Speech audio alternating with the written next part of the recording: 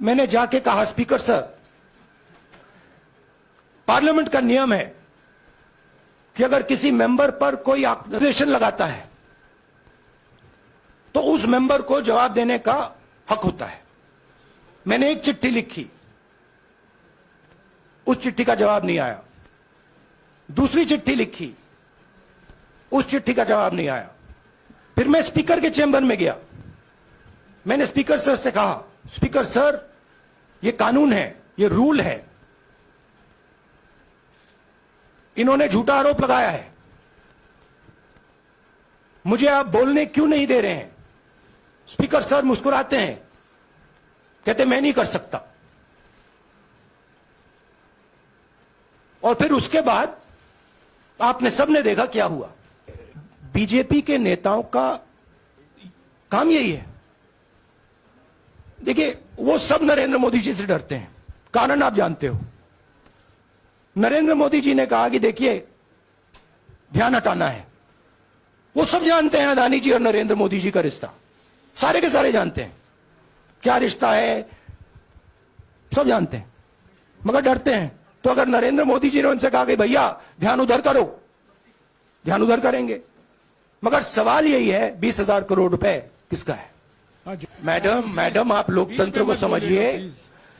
ये जो panic reaction इन्होंने किया है नरेंद्र मोदी जी ने, इससे सबसे ज्यादा फायदा मिलेगा विपक्ष को। ये इन्होंने हमें हथियार पकड़ा दिया है।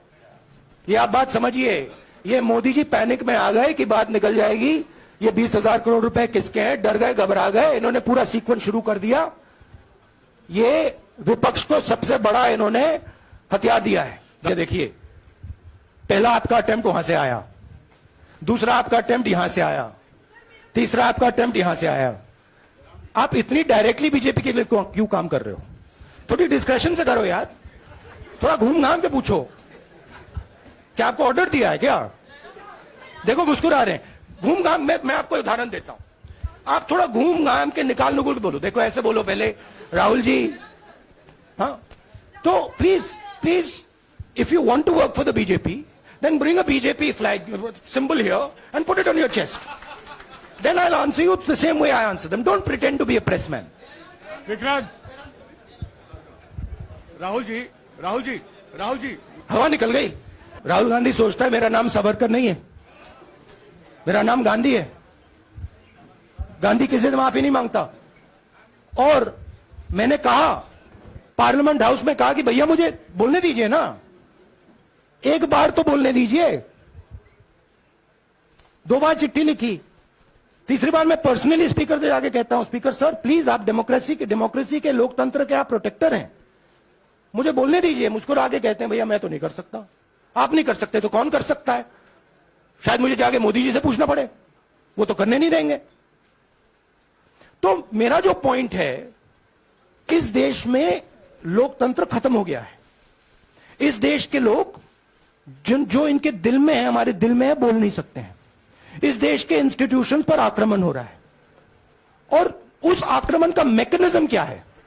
उस आक्रमण का मैकेनिज्म नरेंद्र मोदी जी और अदानी जी का रिश्ता है। नमस्कार। मैंने आप सब से काफी बार बोला है कि हिंदुस्तान में लोकतंत्र पर आक्रमण हो रहा है और इसका हमको हर रोज नए नए उदाहरण मिल रहे हैं। सवाल मैंने एक ही पूछा था,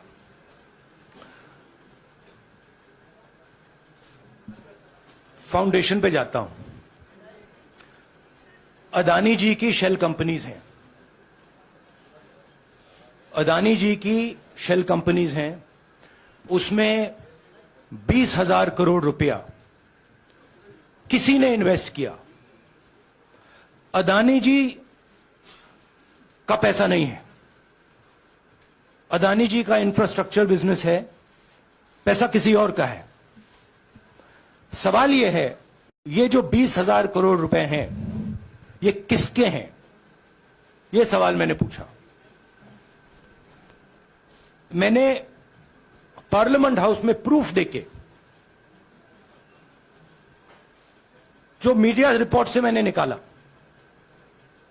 अदानी जी और नरेंद्र मोदी जी के रिश्ते के बारे में डिटेल में बोला। रिश्ता नया नहीं है, रिश्ता पुराना है। जब नरेंद्र मोदी जी गुजरात के सीएम बने थे तब से रिश्ता है, और उसके बहुत सारे पब्लिक प्रूफ्स हैं। हवाई जहाज में मैंने फोटो दिखाई, नरेंद्र मोदी जी बड़े कंफर्ट में बैठे हुए थे अपने दोस्त, अपने मित्र के साथ। पार्लियामेंट में मैंने दिखाई। यह सवाल मैंने पूछा। फिर मेरी स्पीच को एक्सपंज किया गया।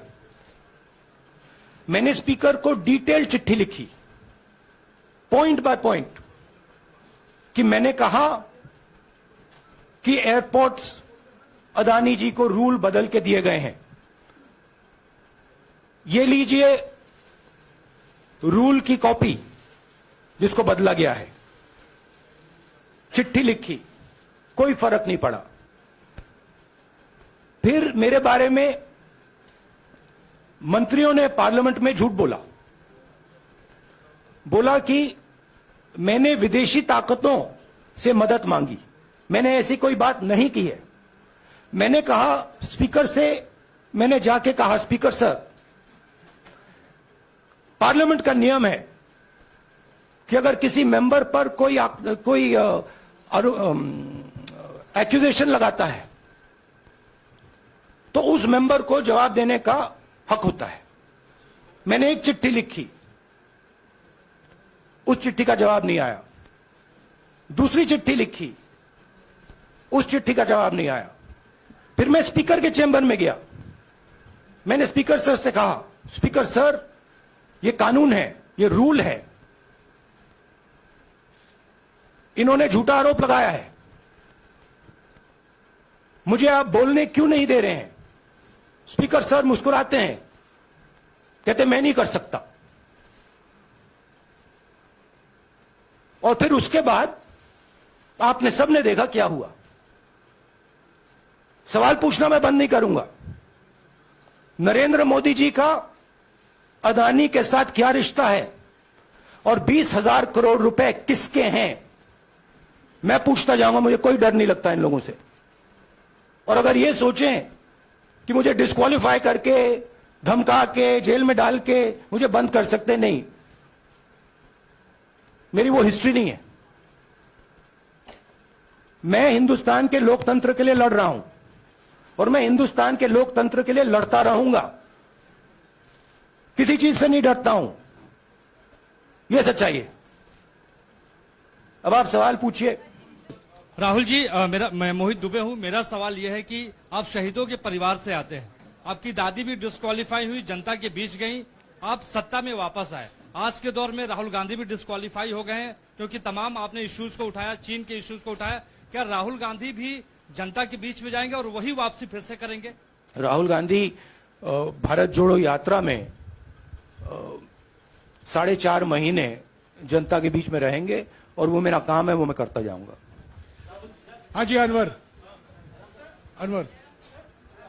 आज के हिंदुस्तान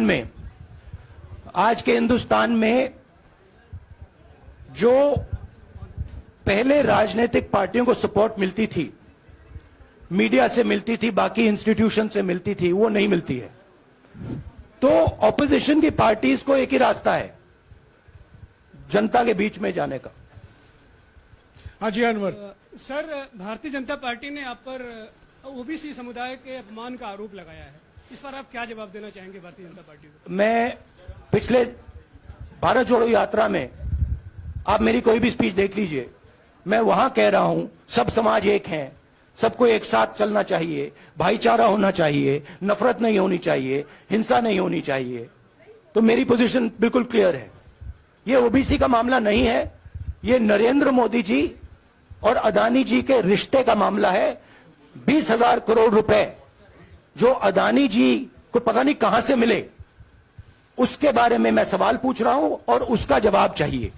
बीजेपी ध्यान को भड़काने की कोशिश करती है, कभी ओबीसी की बात करेगी, कभी विदेश की बात करेगी, कभी कुछ और बात करेगी, कभी डिस्क्वालिफिकेशन की बात करेगी, मगर सवाल यही है 20,000 करोड़ रुपए, $3 बिलियन किसका था? संजय मिश्रा। और वो अदानी का पैसा नहीं हो सकता। संजय मिश्रा।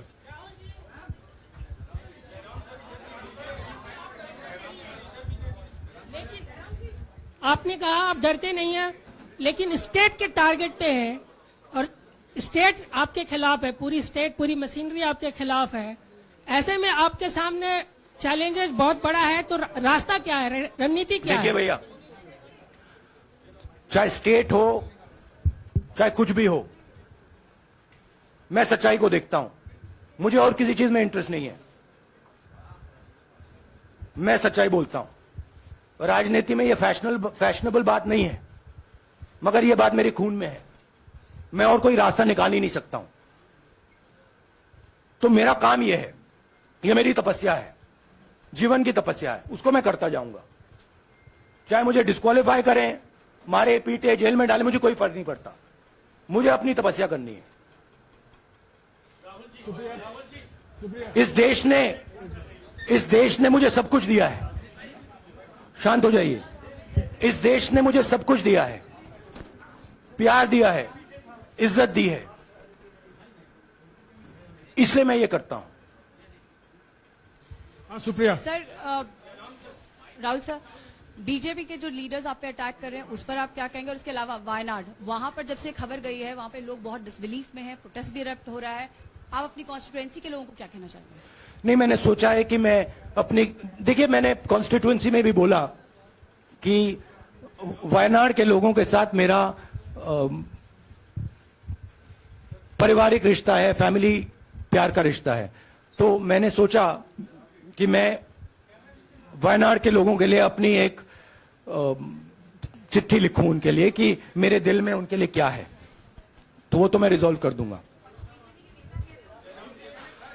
उनका, देखिए, बीजेपी के नेताओं का काम यही है। देखिए, वो सब नरेंद्र मोदी जी से डरते हैं, कारण आप जानते हो। नरेंद्र मोदी जी ने कहा कि देखिए ध्यान हटाना है। वो सब जानते हैं अदानी जी और नरेंद्र मोदी जी का रिश्ता, सारे के सारे जानते हैं क्या रिश्ता है, सब जानते हैं, मगर डरते हैं। तो अगर नरेंद्र मोदी जी ने उनसे कहा कि भैया ध्यान उधर करो, ध्यान उधर करेंगे। मगर सवाल यही है 20,000 करोड़ रुपए किसका है? हाँ, जैनेंद्र। जैनेंद्र। राहुल जी, पूरी कांग्रेस पार्टी, सर, पूरी कांग्रेस पार्टी ये कह रही है कि आप चाहे वो गुजरात की कोर्ट ने आपको सजा सुनाई या आपका निलंबन हुआ, ये सब कुछ केंद्र सरकार, प्रधानमंत्री के इशारे पर हो रहा है। लेकिन बीजेपी कह रही है कि कानून ने अपना काम किया है। तो जो ये दलील है कि कानून ने आपको सजा दी है और उसी की वजह से आपका निलंबन भी हुआ है, इस पर आप क्या कहेंगे? देखिए, लीगल मैटर पर ये हुआ है। लीगल मैटर है। मैं हिंदुस्तान के लीगल सिस्टम को रिस्पेक्ट करता हूं। मैं लीगल मैटर पे इस प्रेस कॉन्फ्रेंस में बात नहीं करना चाहता हूं। हाँ, संजीव। अगर आपके लीगल सवाल होंगे तो आप हमारी लीगल टीम से पूछ लीजिए। संजीव, 1 मिनट। संजीव।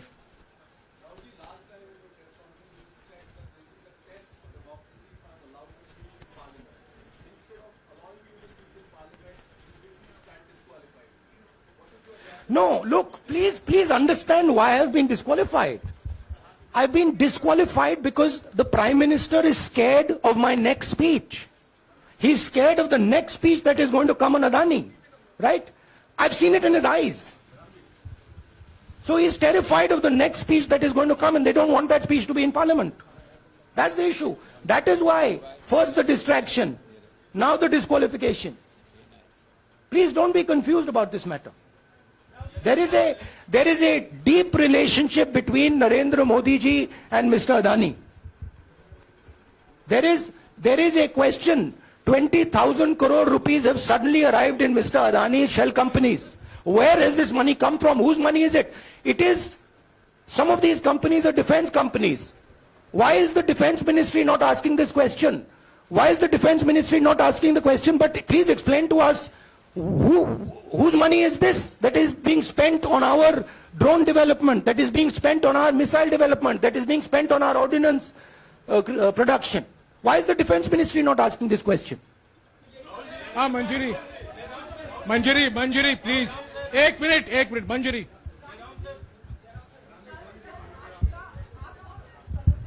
रद्द हुई हुई तो उसके बाद बहुत सारे ऐसे विपक्षी दल जो अभी तक कांग्रेस से दूरी बना के चलते थे वो भी आपके समर्थन में आए। तो आपको क्या लगता है अब वो समय आ गया है जब सारे विपक्ष को एकजुट हो जाना चाहिए? मैं उन सब विपक्षी दलों का धन्यवाद करता हूं कि उन्होंने इस बात में हमारी सपोर्ट की और हम सब मिलके काम करेंगे। रंजीता, रंजीता, जिस बयान को लेकर आपको ये सजा सुनाई गई है, क्या आपको लगता है, आपको अफसोस है उस बयान को लेकर? क्या कहेंगे उस बयान पर? अब देखिए, अब ये लीगल डिस्कशन है, उस पे मैं टिप्पणी नहीं करना चाहता हूं क्योंकि ये कोर्ट में मामला है। मगर मैं जो भी सवाल उठाता हूं वो सोच समझ के उठाता हूं। हाँ जी, नीरज। राहुल जी अभी कुछ ही दिन पहले लक्षद्वीप के सांसद मोहम्मद फैजल की सदस्यता गई थी और बाद में हाईकोर्ट ने स्टे कर दिया था। अभी उनकी मेंबरशिप रीइंस्टेट नहीं हुई है। देखिए, सुन लीजिए। हाँ। राहुल जी सुन लीजिए, अभी उनकी सदस्यता रीइंस्टेट नहीं है, लेकिन चुनाव आयोग ने चुनाव की घोषणा करने के बाद उसे रोक दिया था। अगर ऊपरी अदालत से आपको स्टे मिलता है तो आपको उम्मीद है कि लोकसभा स्पीकर भी आपकी सदस्यता को बहाल कर देंगे? मुझे उम्मीद में कोई इंटरेस्ट ही नहीं है। चाहे मुझे सदस्यता मिले ना मिले, मैं अपना काम करूंगा। अगर ये मुझे परमानेंटली डिस्क्वालीफाई कर दें तो भी मैं अपना काम करूंगा। अगर मुझे रीइंस्टेट कर दें तो भी मैं अपना काम करूंगा। मुझे कोई फर्क नहीं पड़ता मैं पार्लियामेंट के अंदर हूं या बाहर हूं, कहां हूं। मैंने आपसे कहा मुझे अपनी तपस्या करनी है, मैं उसको करके दिखाऊंगा। आपके लिए नहीं, अपने लिए। रवि, एक मिनट रमन। हाँ। एक मिनट रमन।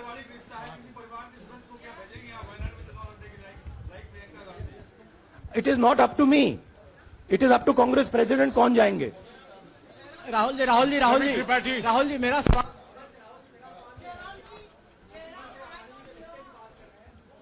आपके यहाँ बैठे हैं। हाँ। दोनों मुख्यमंत्रियों का भी अडानी जी से रिश्ता है, उनके साथ लेन देन का मामला, उसका कहा जाए धंधे का मामला है। लेकिन क्या धंधे का मामला क्या बात कर रहे हैं? ये धंधा रोकेंगे ये लोग? जिनके पास जो भी स्टेट का उनके साथ नाता है, जो भी बिजनेस चल रहा है, वो बिजनेस रोका जाएगा क्या?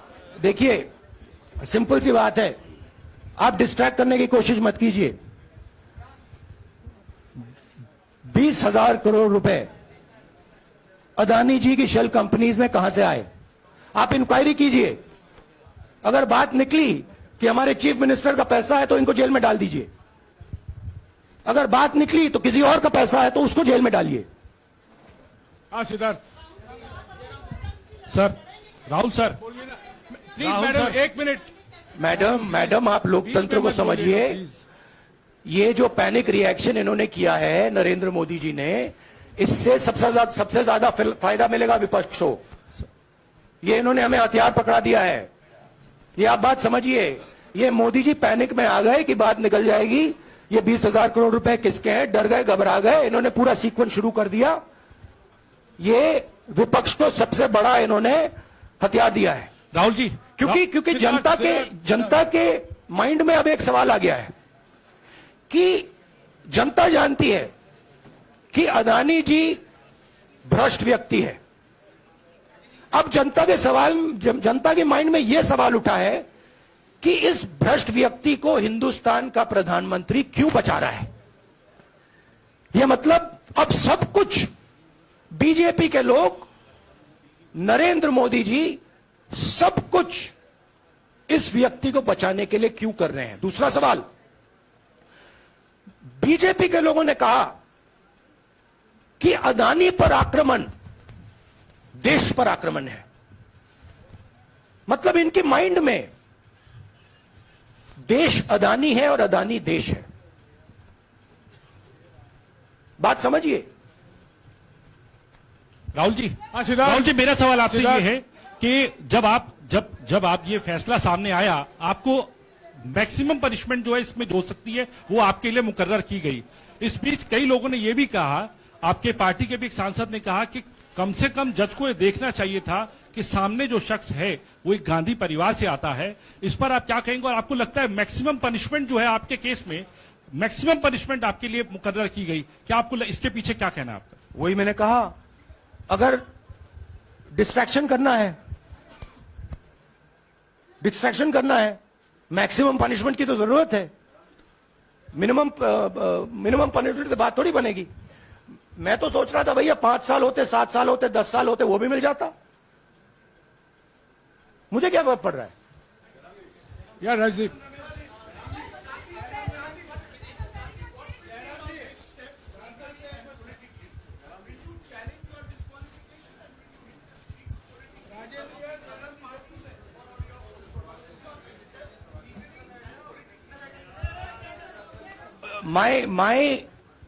I have only one step, and that step is to fight for the truth in this country and to defend the democratic nature of this country that is under. Please let me finish, Rajdeep, unless you want to answer it for me.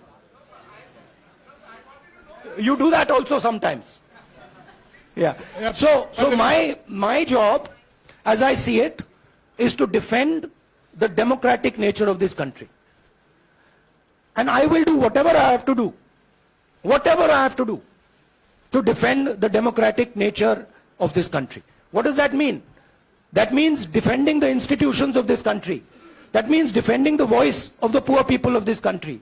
That means telling the people of this country the truth about people like Mr. Adani, who are basically exploiting the relationship they have with the Prime Minister. या Pallavi, please 1 second, let's go. Look, see, these are legal matters. It makes me no difference. I told them, it makes me no difference if I'm disqualified, not qualified, whatever. It makes me no difference. Disqualify me for life. Put me inside jail. I will keep going. I will not stop. Mr. Gandhi, Yeah, Mr. Pallavi. Gandhi, 2 things here. One, are you worried or apprehensive about the political relevance of, say, the opposition and the Congress Do I look party worried to you? One. Second, Do I look worried to you? I'm excited. I'm happy that these people have given me the best gift they could give me. And second, Mr. Gandhi, is that BJP's reaction since yesterday is that if you hadn't torn the ordinance then perhaps you wouldn't be facing the law today. Your response to that? My response to that is that when somebody is guilty of something, they want to distract everybody's attention. Right? If you catch a thief, the first thing he says is, I didn't do it. The second thing he says, look there, look there, look there, look there. Right? That's what the BJP is doing. We have caught 20,000 crore rupees entering Mr. Adani's companies. Nobody knows whose money that is. That money cannot be Mr. Adani's money. He does not generate this type of money. So that money has come from someone. All this, OBC, disqualification, anti-national, all this is to distract from the panic that the Prime Minister is feeling.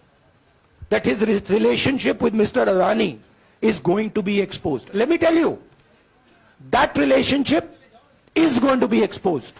Nobody is going to stop that. It is going to happen. Because the opposition is going to press this thing until we find the answer. हाँ रवि, सिसोदिया जी को दे दो।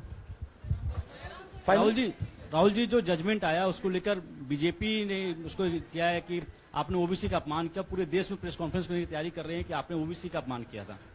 भैया देखिए, पहला आपका attempt वहां से आया, दूसरा आपका अटेम्प्ट यहां से आया, तीसरा आपका अटेम्प्ट यहां से आया। आप इतनी डायरेक्टली बीजेपी के लिए क्यों काम कर रहे हो? थोड़ी डिस्कशन से करो यार, थोड़ा घूम घाम के पूछो। क्या आपको ऑर्डर दिया है क्या? देखो मुस्कुरा रहे हैं। घूम घाम, मैं आपको उदाहरण देता हूं। आप थोड़ा घूम घाम के निकाल नुकुल के बोलो। देखो ऐसे बोलो पहले, राहुल जी, हाँ, तो please if you want to work for the BJP, then bring a BJP flag symbol here and put it on your chest. Then I'll answer you the same way I answer them. Don't pretend to be a press man. Vikrant, Rahul ji, हवा निकल गई। Rahul ji, BJP के लोग बार बार ये बात कहते हैं कि आपने जब विदेश में जाके भाषण दिया तो उन्होंने कहा माफी मांग लेते। अभी कहा कि कोर्ट में आपसे कहा गया माफी मांग लेते। तो जब ये लोग कहते हैं राहुल गांधी माफी मांग लेते, तो राहुल गांधी क्या सोचते हैं? राहुल गांधी सोचता है मेरा नाम सावरकर नहीं है। मेरा नाम गांधी है, गांधी किसी से माफी नहीं मांगता। और मैंने कहा, पार्लियामेंट हाउस में कहा कि भैया मुझे बोलने दीजिए ना, एक बार तो बोलने दीजिए। 2 बार चिट्ठी लिखी, तीसरी बार मैं पर्सनली स्पीकर से जाके कहता हूं, स्पीकर सर प्लीज, आप डेमोक्रेसी के लोकतंत्र के आप प्रोटेक्टर हैं, मुझे बोलने दीजिए। मुस्कुरा के कहते हैं भैया मैं तो नहीं कर सकता। आप नहीं कर सकते तो कौन कर सकता है? शायद मुझे जाके मोदी जी से पूछना पड़े, वो तो करने नहीं देंगे। तो मेरा जो पॉइंट है, इस देश में लोकतंत्र खत्म हो गया है। इस देश के लोग जो इनके दिल में है, हमारे दिल में है, बोल नहीं सकते हैं। इस देश के इंस्टीट्यूशंस पर आक्रमण हो रहा है, और उस आक्रमण का मैकेनिज्म क्या है? उस आक्रमण का मैकेनिज्म नरेंद्र मोदी जी और अदानी जी का रिश्ता है, वो फाउंडेशन है। मैं नरेंद्र मोदी जी पर सवाल नहीं पूछ रहा हूं, मैं अदानी जी पर सवाल पूछ रहा हूं। बीजेपी अदानी जी को क्यों प्रोटेक्ट कर रही है? आप नरेंद्र मोदी जी को प्रोटेक्ट कीजिए। मैं अदानी जी पे पूछ रहा हूं, आप अदानी जी को क्यों प्रोटेक्ट कर रहे हो? आप इसलिए अदानी जी को प्रोटेक्ट कर रहे हो क्योंकि आप ही अदानी हो। Thank you. Thank you.